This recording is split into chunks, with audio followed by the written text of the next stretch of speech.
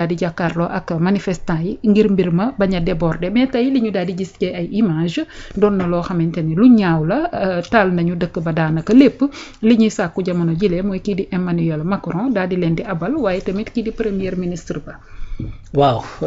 Emmanuel Macron moom actuellement wax dëgg fa yàlla dafa nekk ci ay moments yu xaw a yu trouble ndax li ko dal mooy dafa dem élection ñàkk li nga xamante ni moom mooy assemblée nationale ñàkk fa majorité donc démb rek ñu ngi koy waxtaanee fii di wax à quel point la assemblée nationale mën a influencer ci li nga xamante ni moom mooy exécutif d'autant plus que su fekkee ni assemblée nationale amul kii nga xamante ni mooy jiite amu fa majorité ndax en fait li ko daal mooy que ni déjà dafa tas assemblée nationale avant que mu yegsi ci terme donc fu mu toll nii ñu dem vote ben ñu dominer ko fa léegi nag loolu dafay ànd ak ay conséquences nii nag en fait sànq maa ngi toog di xalaat ay ree sax xaw ma jàpp tuuti c'est vrai que nit warta reetaan ci malheuru jàmbur mais j'aimerais bien que tey par exemple suñu autorités yi bindoon benn communiqué daal ne ñi ngi observer di xool la nga xamante ni moo xew France parce que c'est une situation qui est préoccupante donc ñi ngi nekk di observer voilà donc ñi ngi woo manifestants yi ne leen dañu xam raison garder ñi ngi woo Macron également ne ko na jéem a fexe récupérer la sécurité et cetera comme ñoom dañ ko daan defee parce que actuellement apparemment dafa mel ni lañ daan gis ci pays africains yi moom lañ nekk di gis fële yi nga xamante ni moom mooy en France donc c'est pour un peu taquiner effectivement les Français parce que déjà ñoom dañoo am benn sentiment paternaliste vis-à-vis des pays africains moo tax généralement yii bu daan am da ngay gis ñu def communiqué wala boog seen ambassade def communiqué di wax ne faites attention ndax ñu ngi leen di xool donc Macron li ko dal c'est-à-dire de plus en plus da koy isoler tout simplement sur aussi bien ci biir France que sur la chaîne européenne n'est-ce pas parce que actuellement jafe-jafe bi nga xamante ni moom la France am mooy dafa am une crise institutionnelle boo xamante ni diggante assemblée nationale ak kii di exécutif bi mu fal 2 fois premier ministre pression yi tax ak assemblée nationale ak démb vote de confiance bi ñu def ba premier ministre yooyu wàcc falaat na beneen premier ministre mais la question reste entière pourquoi parce que dañoo am benn problème budgétaire li tax ñu am problème budgétaire mooy France bor bi mu yor mais moo ko ëpp doole moo tax ñi nga xamante ni dañuy toog fii ci Sénégal di wax ju bari ak di nga xamante ni di topp di acculer ñi nga xamante ni ñooy les nouvelles autorités c'est-à-dire voilà un exemple de li nga xamante ni moom la bor bu bari mën a créer ci réew France moo ëpp doole Sénégal fukki junni yoon li ay entreprises françaises nekk ci àdduna bi te nekk ay entreprises yu mag ay entreprises sénégalaises nekkuñ ci àdduna bi yu mag yu ne toll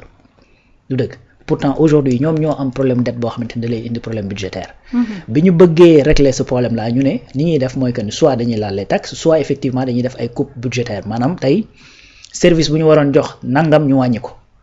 pour mën a économiser presque 44 milliards d'euros pour mën a équilibrer seen budget mën a équilibrer également seen bor boobu ben gars yi ne du ci dal bu ko defee ñi nga xamante ni ñoom ñoo nekk ñi ngi ko doon jiiñ mooy l'extrême droite mais en vérité bi gars yi génnee tey gis nañ ni y a pas que l'extrême droite même l'extrême gauche dañoo génn pour manifester contre loolu manifestation bi nag c'est parti des réseaux sociaux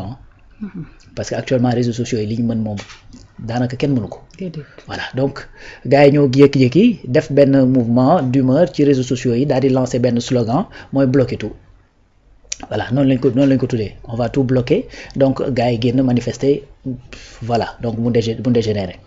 li tax may wax réseaux sociaux yi daanaka li mu mën léegi kenn mënu ko demal fële ca Népal ñaa ngay reyante boobu ba tey lan moo ko indi état bee jékki-jékki daal ne day tëj les réseaux sociaux Facebook TikTok Instagram ñoom ñëpp ay YouTube ak ñoom it seen gars yi génn manifester mu am 19 morts fu mu toll nii état ba daanu na premier ministre ba wàcc na et cetera donc moo tax loolu aussi c'est benn clin d'œil la bu may lancer à ce que ñi naan par exemple keroog bi ñu changé le ministre de la justice ñeen ni naan non li ñu dégg ci réseaux sociaux yi la réseaux sociaux yi ay nit a fa ne c'est-à-dire il faut ñu éviter naan réseaux sociaux yi c'est-à-dire réseaux sociaux yi maanaam duñ toog rek di bind seen bopp ay nit a fa ne yori soxla di observer ñii yor ay charge ñii di ay sénégalais ñii di ay français ñii di ay népalais ñii ñeneen ak ñeneen ne foofu di fa daje di fa wax li ñu bëgg ak li ñu bëggul li leen naqareek ni ñuy dundeek et cetera donc su fekkee da nga ko bëgg a minimiser di ko négliger non réseaux sociaux yi la c'est-à-dire tu te trompes parce que ñooñu di intervenir ci réseaux sociaux boobu wala ngay dugal extrait ñu ciy wax ñii ay chef d'entreprise la ñii ay chef de famille la ñii ay mère de famille xam nga ñii et cetera ñii ay retraités c'est-à-dire c'est la société qui moom mooy nekk foofu moo tax ñu tuddee ko réseau social parce que c'est l'échantillon même de la société moom mooy daje foofu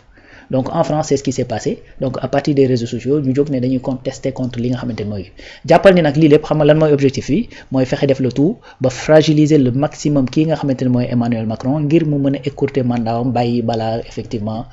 quinquennat am di jeex parce que ñii di waa extrême droite bi ñii di waa extrême gauche bi ñoom ñëpp daanaka ci loolu la ñu ànd bëgg ko mooy Macron na démissionné Macron nag moom ne wax na leen carrément boppam nee na leen du ma démissionné parce que ce sont les Français ñoo ma jox mandat sauf que français yooyu jox ko mandat aussi à mi-mandat ñoom ñoo jël assemblée nationale bi jox ko ñeneen n'est-ce pas. est-ce que démission bi luy possible la pour mu daal di koy def. non possible c'est lu possible la ndax dina ko bëgg a def wala du ko bëgg a def loolu mooy beneen kii parce que président moom boo bëggee démissionner mën ngaa démissionner n'est-ce pas. Il y a des mécanismes institutionnels des mécanismes républicains yoo xamante ni ñoom dañuy prévoir au cas où président bu fekkee dafa démissionner. maintenant tey li nga xamante ni moom la majorité bi nekk assemblée nationale bëgg mooy tey bu fekkoon ni président dafa démissionné certainement majorité opposition ba fa nekk moom mooy jël nguur gi doxal ñoom loolu lañ bëgg n'est-ce pas léegi nag encore une fois li réponse bi leen Macron servir mooy que ni man du ma démissionné parce que peuple moo ma fal problématique bi ci am mooy que ni peuple boobu ko fal ñoom ñoo xaajaat demaat de l'autre côté jël assemblée nationale bi jox ko opposition bi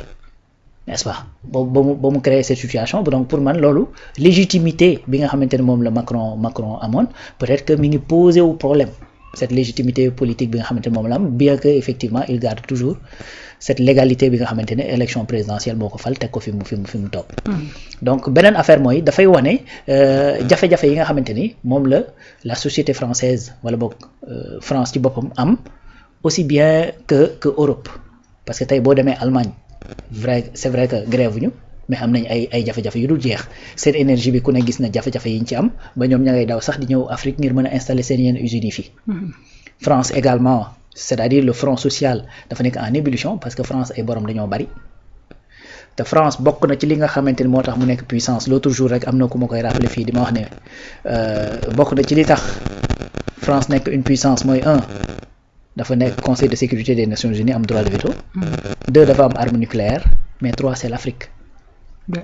parce que arme nucléaire en vérité léegi daanaka loo ci am na ñeneen ñu ko am li nga ci am la ci Russie am Corée am na Pakistan am na xam nga Iran ma nga doon jéem a wut et cetera n'est-ce pas donc bu fekkee conseil de sécurité des Nations Unies daanaka fu mu toll nii des questions ñi ngi soulever wu de plus en plus pour wax ne conseil bi ça sert à quoi ak organisation ba fa nekk ak droit de veto en vérité ça sert à quoi donc ce qui veut dire que ñaar yooyu daanaka li mu pesé bareetul n'est-ce pas parce que boo xëyoon napp benn pays africain ak par exemple sa bombe atomique ben pays africain boobu peut-être Russie ñëw taxaw ci wetam ne ko saa yi boo ko laalee manqué woo koy digaale n'est-ce pas parce que noonu la demee c'est des équilibres géopolitiques yoo xamante ni kenn ku ci nekk da ngay jéem a sàmmanteeg say positions dëgg donc ce qui veut dire que li nga xamante ni mooy def véritablement la puissance de kii nga xamante ni mooy France c'est l'Afrique te il est en train de Macron est en train d'être lâché partout c'est-à-dire du Macron sax parce que ça va au-delà de Macron ndax processus la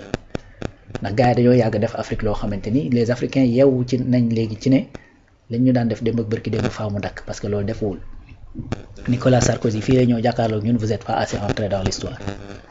maanaam yabaate goo xamante ni kenn mënu koo qualifier donc Emmanuel Macron dem na fële di wax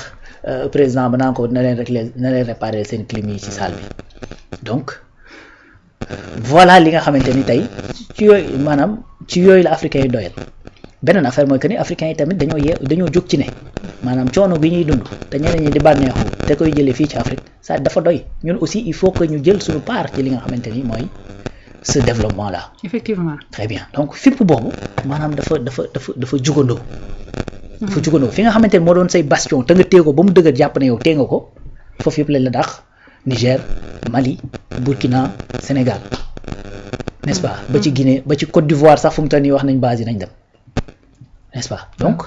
boo demee ba perdre loolu yëpp forcément dafay am ay répercussions ci sa tissu social forcément dafay créer benn psychose ak benn tiit boo xamante ni dafay am ci sa biir population donc tout ça combiné moom moo nekk pression bi nga xamante ni mooy tegu ci kaw Macron donc je me dis que ni mi ngi jéem a tenir mais bon xam naa ne bu teniree ba mandat bi jeex itam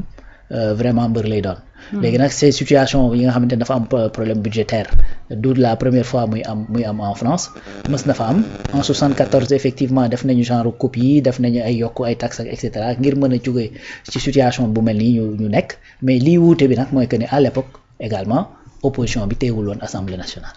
voilà donc loolu mooy jafe-jafe bi nga xamante ni am na nii actuellement donc nga xamante ni quel que soit ministre boo fa indi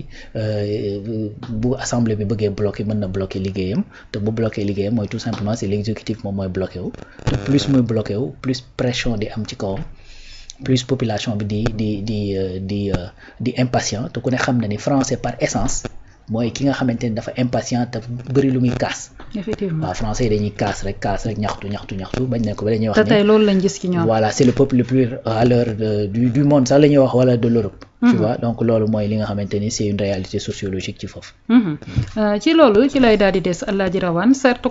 comparaison n'est pas raison mais tey dañu daal di gis France manifestation yi diggante démb ak tey li mu daal di tar li mu daal di metti ba lu tolloo 80 000 agents de sécurité ñu daal di leen di wàccee fi nga xamante ne nii moom moo di ca dëkk ba pour ñu encadrer manifestants yi boobu ak léegi ñu ngi taal di toj di jël ay xeer di sànni li nga xamante ne ñoom ñoo di ndawal police mais gisaguñu benn yoon ñu daal di def ab tour jëm ci situation bi maanaam force de défense et de sécurité jël seeni balu fetal daal di dóor ci seenug bopp ñu daal di ñàkk seenug bakkan et que en mars 2021 ba 2024 Sénégal dafa dundoon ay émeutes yoo xamante ne amoon na fi ñu gis bu manifestation amee da ngay gis ñu daal di ciy fàtt doomu aadama est-ce que doxalin boobu nga xamante ni ñoom ñu ngi koy daal di def seenug dëkk di leen encadrer ñuy wane seenug naqar te boobu ak léegi bakkan waddagu fa lan moo tax mënuñu copier modèle wu ni mel wala Sénégal ak France dafa am dara loo xamante ni daf leen a wuutale ci li nga xamante ne moo di manifestation yi.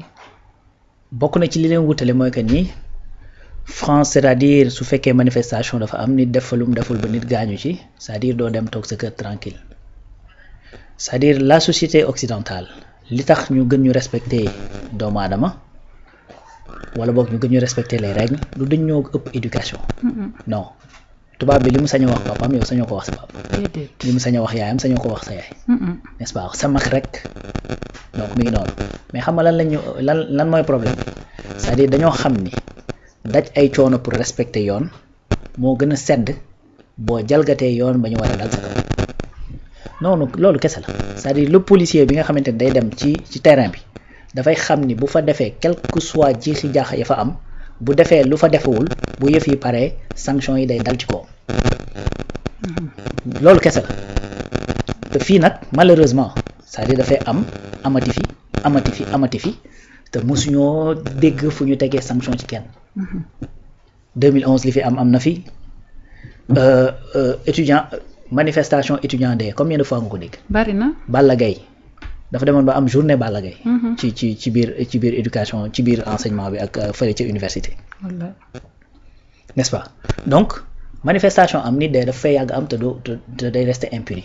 donc da ngay dem ba bu loolu amee dañ koy jàppee une normalité loolu moo xew Sénégal te xewul en France c'est tout maanaam gis nga tey lii nii ñuy dox nii jëm ci wàllu justice sénégalaise bi jëm ko ci martyrs yeeg ñi nga xamante ni dafa xew ci manifestation yi gis nga buñ ci indee la lumière. ba dal ci kaw ñi ñu ci war a dal ba effectivement tegaat protocole yi nga xamante ni moom la ñu war a teg lu jëm ci wàllu maintien de l'ordre ak yu ni mel tu verras que ni bu loolu dee amati tamit lu néew lay doon. dinañ ci tirer leçon. c'est tout tey en France xam nga ñii démb lañ commencé manifester. waaw démb gilets jaunes yi 4 mois lañ manifester 4 mois li ñu lakk ci ay oto ëpp na 10 000 li ñu lakk ci ay véhicules ëpp na 10 000 0 mort 4 mois de manifestation 0 mort. Sénégal 3 jours de manifestation lañ def xaw ma 4 jours de manifestation moom 14 morts xam mooy les 14 premiers morts yi nga xamante ne amoon na en 2021. tu vois. loolu kese la tey pourquoi te loolu du Sénégal kese c'est-à-dire dans tous les pays où dafay am ces genres de dérives ba pare gars yi duñ ko régler bu amee manifestation mu am lu mel noonu xam nga ñuy wax Sénégal. Népal demal Népal premier jour 17 à 19 morts la ñuy wax 17 à 19 morts ci manifestation bi rien que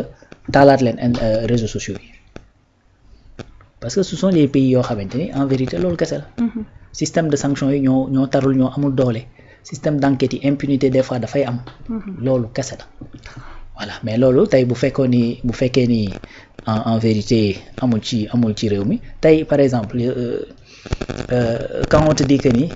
démb maa ngi dégg am benn kuy expliquer di wax benn médecin bu naan ko